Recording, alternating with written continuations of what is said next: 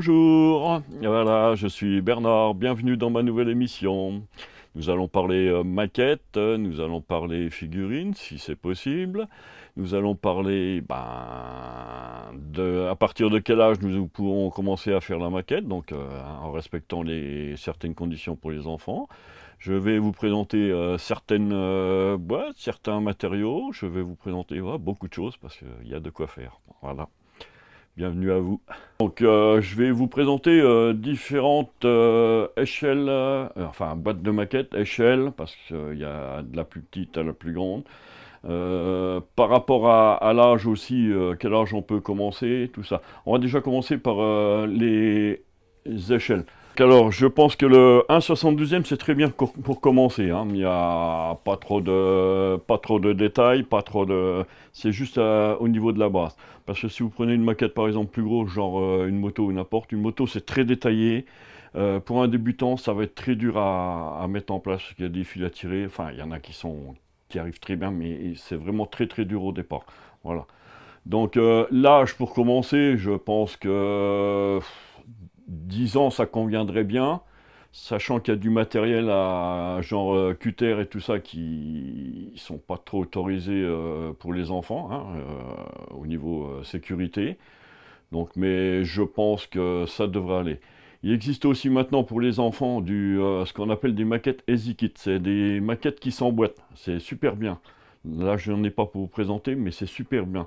Parce que vous découpez sur la grappe, et c'est de l'emboîtement. Il n'y a pas besoin de colle, il y a juste besoin d'une pince coupante et de papier de verre pour poncer les grosses imperfections qui resteront. Voilà. Le 1,72e, comme ici, voilà. Donc j'en reviens aux enfants. Les parents peuvent aussi éventuellement couper pour les enfants. Les enfants peuvent prendre après. Hein. Après, c'est pas. Mais vous voyez, par rapport à l'échelle, c'est déjà petit. Vous avez encore plus petit, donc du 1,87 ou HO, c'est ce qui correspond au train. Et vous avez encore beaucoup plus petit, du 1,160. C'est encore du train, mais alors vraiment petit petit. Après, vous avez des échelles beaucoup plus grosses, genre un 32e, un 35e.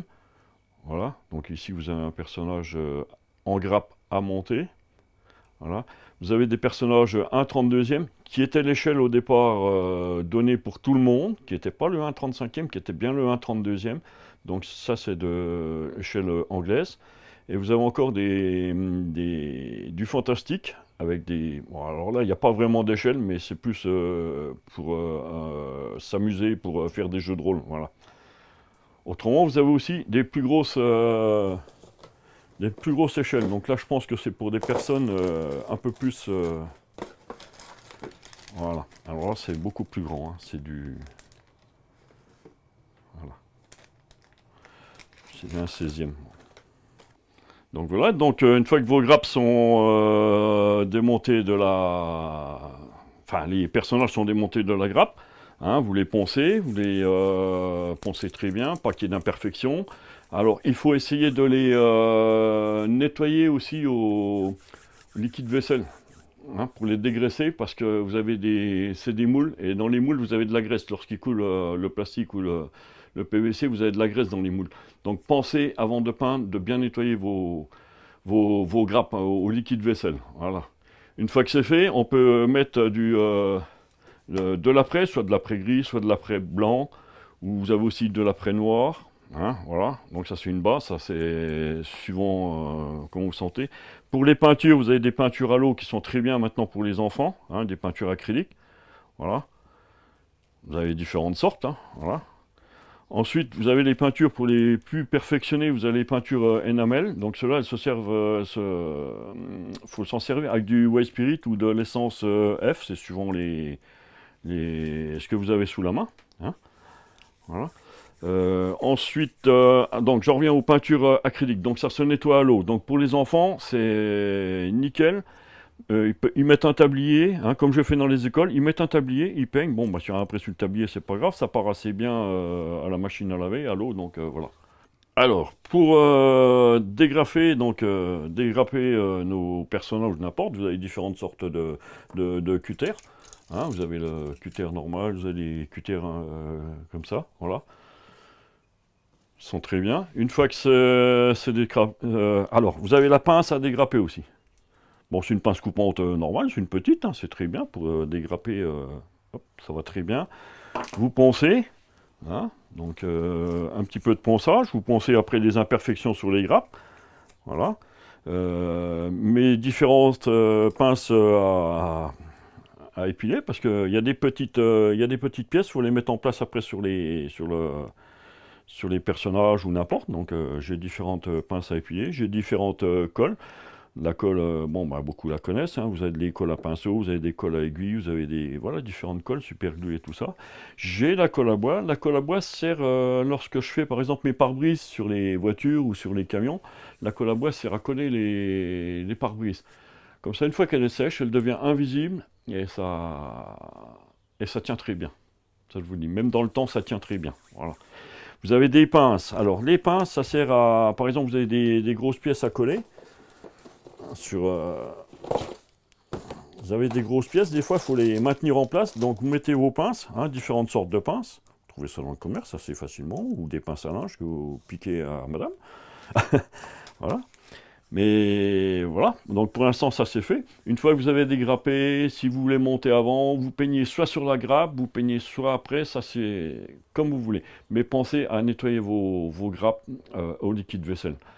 Autrement il y a des peintures qui ne vont pas tenir, même l'après ne tiendra pas ou il tiendra et après il va s'écailler et vous allez être obligé de refaire complètement la maquette. Donc on continue avec les pinceaux. Donc les pinceaux, vous avez différentes tailles, hein. Vous avez du 1 jusqu'au 8, vous avez du double 0, triple 0 et quadruple 0, j'en ai pas, mais ça je m'en sers beaucoup pour mes figurines, hein, pour peindre mes figurines comme ça, c'est très bien.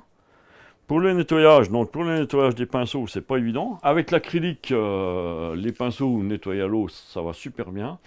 Mais quand vous servez de pinceau comme ça, avec les peintures énamel, alors là, vous avez les poils qui s'abîment, mais c'est dans le white spirit, c'est le white spirit qui abîme les poils. Donc il faut essayer de nettoyer plus ça comment vous appelez, à l'essence de térébenthine qui est plus douce et mais bon, ça abîme quand même les poils, hein. Ce qui est acrylique, c'est beaucoup. Voilà. Donc autrement, vous avez des pinceaux en poils de marque, bon, qui sont beaucoup plus chers, qui tiennent beaucoup plus longtemps. Moi, je conseillerais plus pour ceux qui ont les moyens de prendre ceux-là, voilà, tout simplement. Hein, comme ça, mais surtout pour les peintures à l'eau, pour les peintures acryliques. Mais après le restant, ben, enfin, c'est pas évident avec les énamels, vous abîmez beaucoup vos pinceaux. Voilà. Alors, pour travailler, moi j'ai une loupe, hein, donc c'est un casque-loupe. Alors ça c'est super bien, parce que vous mettez et vous travaillez devant vous, vous voyez, vous pouvez travailler correctement, soit travailler sur une figurine, soit coller correctement vos pièces. Voilà. Donc voilà. J'en ai une beaucoup plus grosse dans mon atelier, hein, mais celle-là me sert beaucoup plus pour les grosses figurines. Parce que là, c'est énorme, elle a grandi beaucoup plus. Mais en général, je me sers beaucoup de celle-là, hein, même en exposition, quand je fais des démonstrations devant les personnes. Hein, donc, je me sers de celle-là, c'est super bien. Voilà. Donc, de la lumière aussi, parce qu'il faut penser à la lumière. Donc, vous avez beaucoup de lumière pour pouvoir travailler. Hein. C'est pareil, il faut bien éclairer vos pièces, il faut bien les mettre en place correctement. Donc il faut voir ce qu'on fait, donc beaucoup de lumière. Donc je pense que pour aujourd'hui c'est déjà pas mal, une bonne présentation. Hein, voilà, donc je vous dis à la prochaine, hein, pour une prochaine émission, pour un montage ou soit des tutos, nous allons voir ça. Voilà, merci beaucoup.